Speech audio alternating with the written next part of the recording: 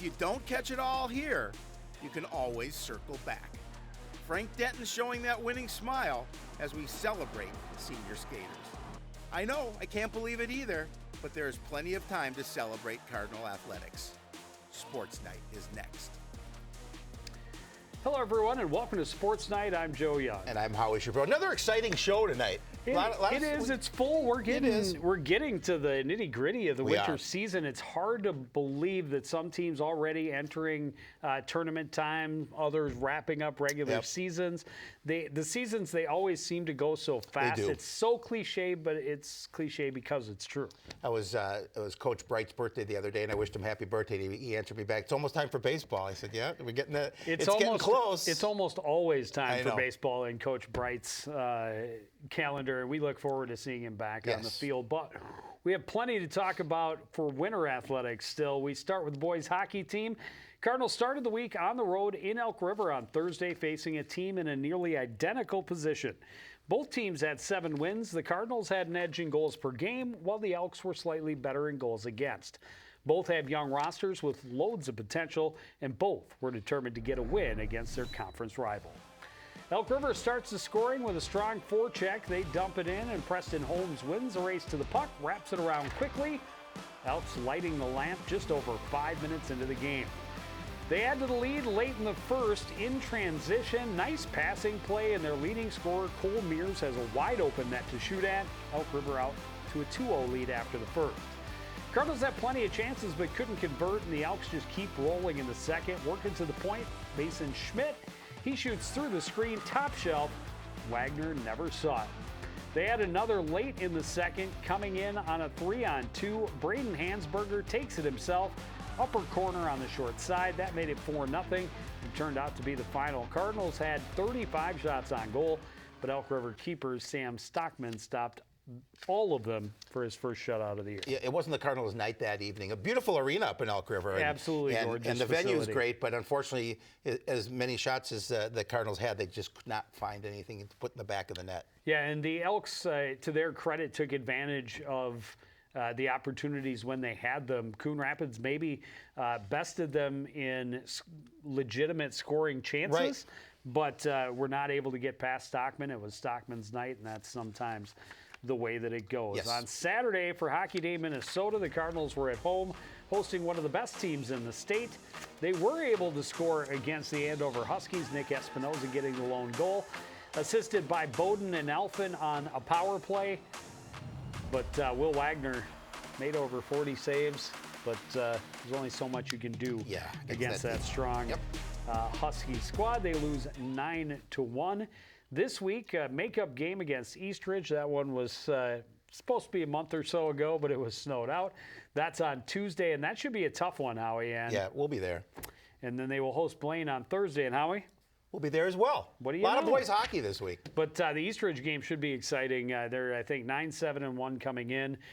Cardinals maybe a little stronger schedule, but that's going to be a tough one. Could go either way.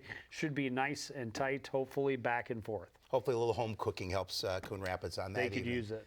Well, it's never easy to beat a team 3 times in one season, and that's just what the way the girls' hockey team started this past week. The Bluebirds beat Elk River Zimmerman 3-2 in the Kaposa Classic. Just 2 weeks later, they beat them 3-2 in overtime at Tria Arena.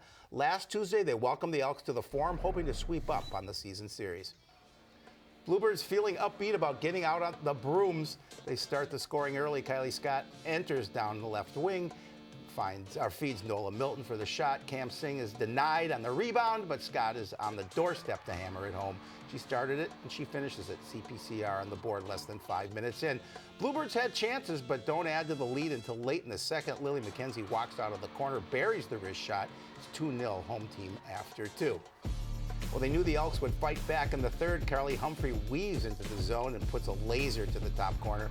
Elk River is back within 1 with 5:24 remaining. And they nearly get the equalizer. This puck trickles past Westrel and off the post, and the Elks and the Bluebirds both swarm the crease.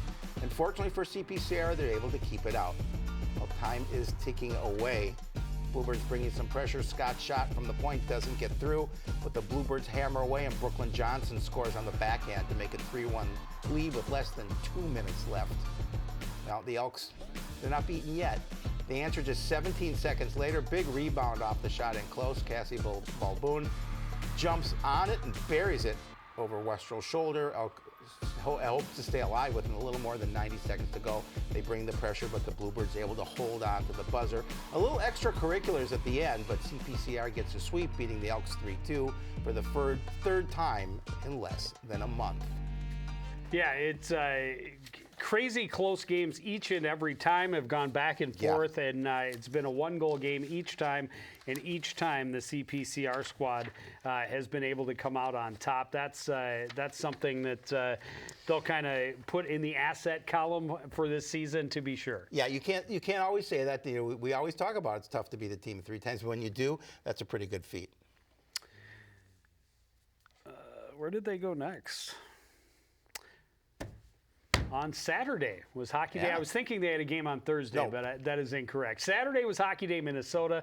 Bluebirds were celebrating by hosting non-conference opponent Northern Tier. CPCR squad was also celebrating its seniors in their final game at the Champlain Ice Forum. Bluebirds seniors clearly led the way on senior night as they dominated the Stars to gain some momentum going into the final week of the regular season. Bluebirds absolutely peppered the net in this one. They had 19 shots in the first period, but they only put one on the board. On the power play, shot from the point goes wide, but Kyla Keating jumps on the loose puck, pokes it home behind the keeper. CPR up 1-0. Tessa Bowden adds some insurance early in the second. Bowden out of the corner, goes all the way across on the backhand, tallies her 7th goal of the season. Goals all come from seniors after that. Bowden leading the rush again just a couple minutes later. It's senior captain Kylie Scott jamming it home at the top of the crease. That made it a 3-goal lead for the Bluebirds. CPCR racked up 57 shots against the Stars, and they had a couple more goals in the third period. Cam Singh with a beautiful move through the defender, then calmly put it past the keeper. Her 7th of the season as well. And you've got to watch this one. Brooklyn Johnson carries into the corner. Beautiful setup for Sydney Bernovic. She's stopped, but Bernovic goes and gets the rebound, plays it behind the keeper, and 24 square feet of wide open net for Brooklyn Johnson. She's not going to miss from there. Bluebirds cruise to a 5-1 win, and easily could have been much, much greater than that. They just absolutely were all over the puck. It was fun. Well, yeah, especially with 57 shots on goal. It's an opportunity for them to up their scoring average. And I watched, I kind of went in and out, and you did a good job as always. But yeah, they controlled that one from start to finish. Shucks. Yeah, you can pay me after. They've got a couple. They've got a couple of wins coming into the final week of the regular season. They'd like to make it 5 straight heading into the playoffs, but some very tough competition for them. They're at Blaine on Tuesday, and then at Rogers on Wednesday. They will come home and host Osseo Park Center at the Crick for the final home game of the regular season. And Howie? We'll be there. But all 3 of those teams this week below the Bluebirds in the QRF rankings. So 3 winnable games. It'll be nice to get very those 3. Possible, yeah. If they can go in nice and hot into the sections, would be big. Well, just one event last week for the wrestling team, and it went from a quad to a try as St. Cloud Tech decided not to make the trip down. Coon Rapids having a tough time with injuries, a long laundry list of injuries for Coach Adams' squad. A couple of guys that are gone for the season, a couple they hope will be back sooner rather than later. But just the list is long, and a couple of season enders, and it's making it difficult for the team to really put a viable team on the mat. And unfortunate for some of the younger kids that have to step up. They should be learning how to win at the JV level. Right. Instead, it's trial by fire out there against varsity guys. Jack Bridenstine and Hunter Allen, though, both having very nice nights. Both went 2-0 with a pair of pins in those 2 losses. Coming up, they are at the Bengals Invite on Saturday, and then the Holdingford Duels are next Friday. You and I would email back and forth with Coach Adams, and he's never had a season like this where he's had so many injuries to deal with, and you know, those unfortunately happen every once in a while. And I think that's why St. Cloud Tech decided not to come down, because they were dealing with the same thing. Well, and as I told Coach Adams in that email conversation, is he's definitely not alone. Nope. Gymnastics team also has a handful, and they started this season with, you know, low numbers. They had to build up in order to be able to have a team, and now they've got 4 or 5 girls that are nicked up, a couple that are gone for the season, a couple more, much like the wrestling team, they're hoping will get back in time for sections. But the girls that are there are doing what they can. We talked last week about some scores not being complete, so we're going to have a lot of scores to talk about, starting with their match against Osseo. This one still apparently needs to be adjusted. These are not 100% accurate, but not a bad night for Coon Rapids with a 112.062. A lot of second-place finishes. Kylie Barker and Cecilia Arilli tied for second place. I believe that was on the vault. It was. Ada Drummy was second on the bars, second on the beam. Arilli 4th place on the beam. Drummy was third all around, or second all around, while Cecilia Arilli was in 3rd place in the all around. Up next was the Blaine Andover meet, and you see the scores drop down because the list of injuries got even farther. Kylie Barker, who had been making the leaderboard the previous couple of events, nicked up out of the lineup. Yep. Ada Drumming having a fantastic season. She leads the Cardinals in just about every event, including the all-around. She finished 3rd place.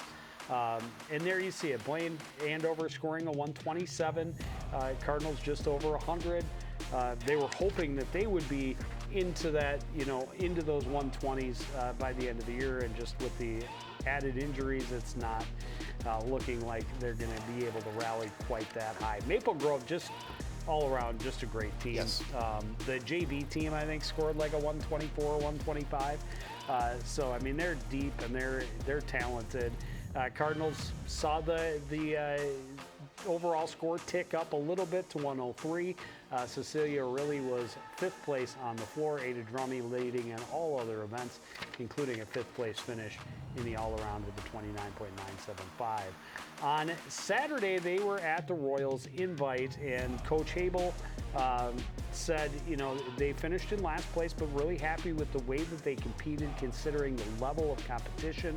And again, how many of these girls are young.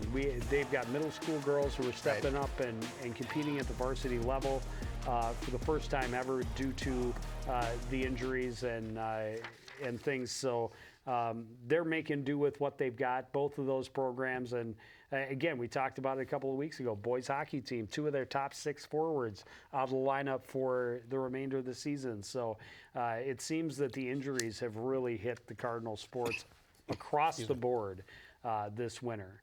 Gymnastics team is at Champlin on Tuesday. They are at Anoka on Friday. Well, the swimming and diving team had just one event last week, and they too are dealing with illnesses and injuries. It sounds like a broken record. Even with a full lineup, though, going to Elk River would be a tough task. They're loaded 2 and 3 deep in every event, so podium finishes had to be well-earned. Cardinals looking for a strong start in the 200 medley relay. Sophomore Ben Ephraim handles the backstroke. Frank Denton had the best breaststroke in the field, giving Nate Larson a chance to continue to cut into the Elk River lead. Connor Butel, a strong anchor leg, and the Cardinals turn a solid time of 154.21. Comfortable in second place. That was a common spot for the Cardinals. Nate Larson grabs another silver in the 200 IM. He continues to cut the time in the event for one of his best swims of the season at 2.162.92. Nice job for him. Another runner-up finish in the 500 freestyle. Junior Nolan Schultz did a really nice job of keeping pace. A very fast Elk swimmer. For most of the race, he finishes in a time of 5:39.86, less than 10 seconds behind. They do claim one first place spot. Frank Denton's effort in the 100 breaststroke deemed the swim of the meet for the Cardinals by Coach Donaldson. He glides in at 107.42, a time that makes him a contender for the section in that event. The Cardinals, unfortunately, though, fall by a score of 96-82. Yeah, and they were down Mitch Tronson due to illness, so hopefully he's going to be back soon. I mean, they have just the one race this week against Anoka. I believe that it's the 7th and 8th place match, but don't quote me on that. I might be mistaken. And then they're off until the end of February, 23rd through the 25th is when sections are. So this is when the real work begins. Yes. For the swimming and diving team. This is when they start to taper, they start to work extra hard, and really get those times cut. So hopefully they're as healthy as can be, but they are not going to stay as a team. No. But they do have a couple of guys in the lineup who could legitimately challenge for a spot at state in their individual events. So we certainly hope they do well against Anoka this week. We'll have those results for you next week on Sports Night. Swimming and diving, we just did swimming and diving. Nordic ski teams took part in a Northwest Suburban Conference pursuit last week. The boys finished in 4th place overall. Lachlan Demmer and Aaron Casey finishing 8th and 9th places respectively. And then it was Peyton Martinek in 14th, Albie Ludwig in 17th, and Bauer finished in 26th place. Girls side, they finished even a little better in 3rd place. An overall 6th place finish for Stella Bone, Ruby Demmer, and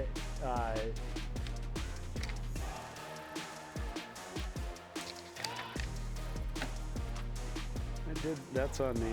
I don't think there are 2 Demmers, and I'm not sure who I missed.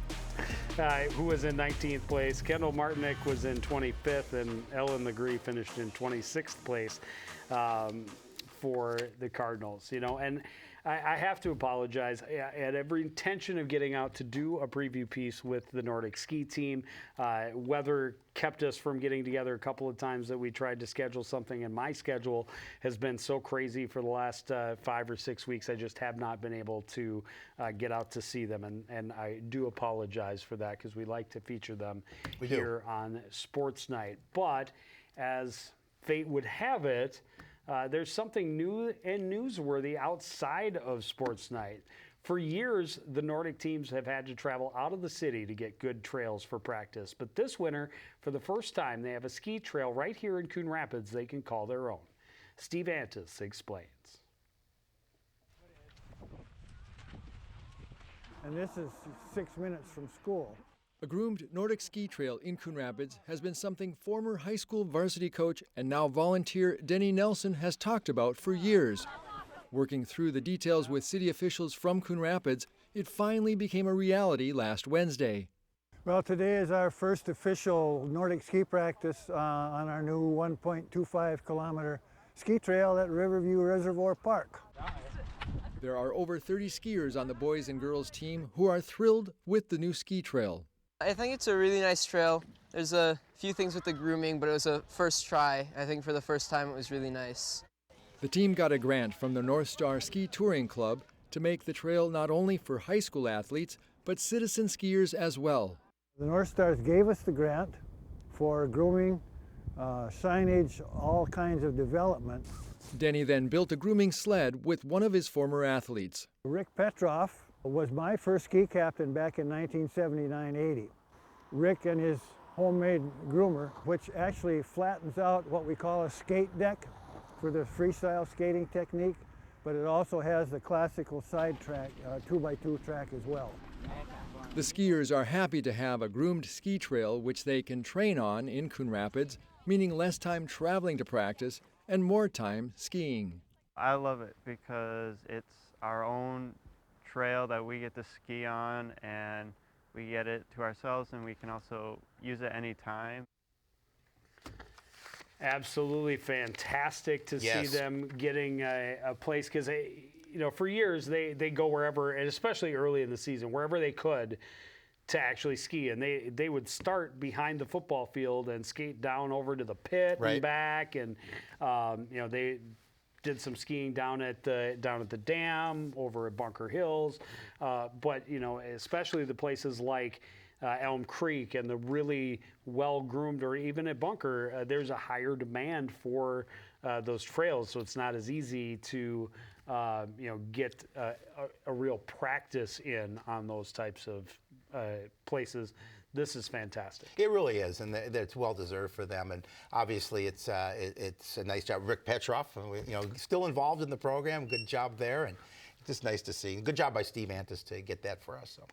So the Northwest Suburban Conference Championship pursuit was held today down at Highland. Those results have not come in yet. We will have them for you next week on Sports Night. The 5A meet is at Theodore Wirth Park, and that is scheduled for next Wednesday. Alpine ski team had its conference championship races last week. Boys finished in 10th place. Joe Van Norman leading the way, followed by Derby Bone in 68th place. Simon finished in 80th, Sartwell in 83rd, and Easton in 86th with a time of 120.78. On the girls' side, a little bit better finish, 8th place overall. Carly Hafferman a 22nd place finish with a time of 107.41. Staley was in 32nd with Zoe Scheck in 55th. Sides was in 59th, and Muir was in 62nd. And Coach Lauren Green did send me the all-conference list. Top 23 make it. Carly Hafferman finished 25th, so missed it by just 2 spots. So that's unfortunate. But they will have their section meet coming up next Tuesday, and then the state tournament is a week after that on Wednesday, the 25th. Boys basketball team. They were busy last week. Started with a game against Osseo, and it did not go well. 85-44 the final in that one. Jackson Hetwer really picking up the pieces and trying to lead this team that has definitely faced adversity this season. He had 18.7 boards. Jackson Young also had 11 points and 4 rebounds. Belpedio added 6. Freeman had 3, and a pair each from Jones, Palmer, and Jordan. On Thursday, they were at Centennial, where they lost 73-58. Jackson Hetwer again, a nice game, 17 points, 5 boards. Jerry Freeman had 10 as well. Tegan Plowman Tate, who we've seen a couple of times come in at the end, showing that he's ready to step into one of those vacant spots as well. He had 9 points, a couple of rebounds.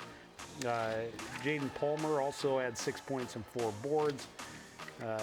Neapan and Jordan with 5 points each. Saturday, this one's huge. Huge.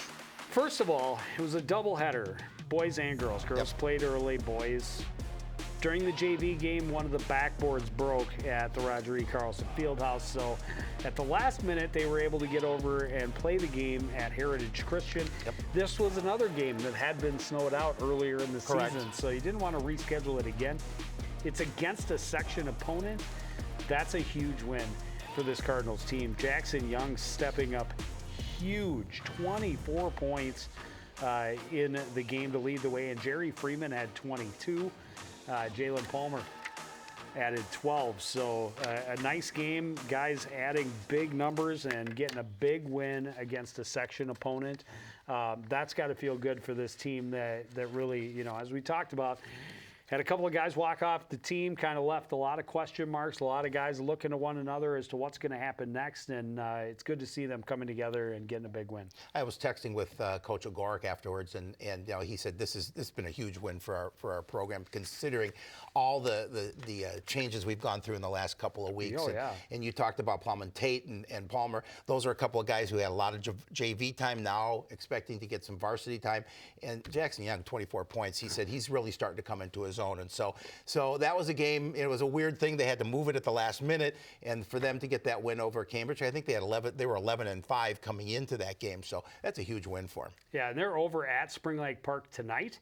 That was supposed to be at Roger E. Carlson Fieldhouse, but still waiting on those fixes to the facility. So they're supposed to host Totino Grace on Wednesday. We'll see. I don't know what the timeline is on fixing a backboard like that. Well, the girls basketball team played 3 games last week, all on their home floor. It started with a visit from Osseo on Tuesday. The Orioles had a couple more wins than the Cardinals, but it was definitely a team the Cardinals could compete with, and they had their best offensive output of the season. This was a tight ball game that went back and forth from start to finish. Cardinals finding Casey Beck with an open look up top. She knocks it down with confidence. Start of a nice night for her. Beck again, this time on the crossover, finds room for a fadeaway. Gets the home roll. She rolled to a 15-point effort against the Orioles. She had a couple of assists too, including this beautiful dish to Kaylee Bierman on the baseline. Bierman had 14 for the Cardinals. Lead changed hands a half a dozen times in the first, but Kaylin Green leads the charge at the end. She gets a basket and a foul. Cardinals gets to the locker room up 5. But Osseo comes out fast to the second. Josiah White drawing the defense. Finds Amina Hargrove. She hits a 3. Orioles had the first 12 points after the break. Alea Wilson had 20 points in the first half, had 16 more in the second. Helped Osseo build their lead as high as 10, but it was far from over. Green jumps the passing lane, takes it the distance, gets the foul as well. Green had a career night with 24 points. She also grabbed 12 rebounds. Inside the final minute, Green gets the double team, finds Beck with the open look. She hit the 3. It's a 1-point game with 55 seconds remaining.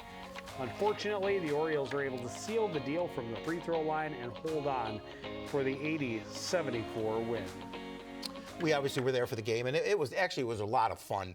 And and the Cardinals really did a nice job, especially when when Osseo jumped up to that lead again in the second half, but able to cut it down and make a game of it. It's unfortunate they couldn't get the win, but it shows signs of things because this is a young team and for things to come. So it was good. And Kaylin Green was impressive. Yes. 24 points for sure. And one young lady that didn't make the highlights, but definitely should be talked about was Persia Glenn. Came off the bench, had a double-double, 14 points and 13 boards. Cardinals on Thursday hosted Centennial. That one did not go as well. They lose 78-30. Leading scorer, Kaylin Green, just 7 points against the Cougars. And then on Saturday, they hosted St. Francis before the rim broke at the Roger E. Carlson Fieldhouse. And they lose that one 81-50. Kaylin Green and Casey Beck both getting to double digits, but the Cardinals fall to 1-15. They are also at Spring Lake Park tonight, and they are at Totino Grace on Wednesday. Yeah, so hopefully, they can see what they can do about trying to get on that winning path. It's been a tough season for them, but, you can see improvements as the season continues.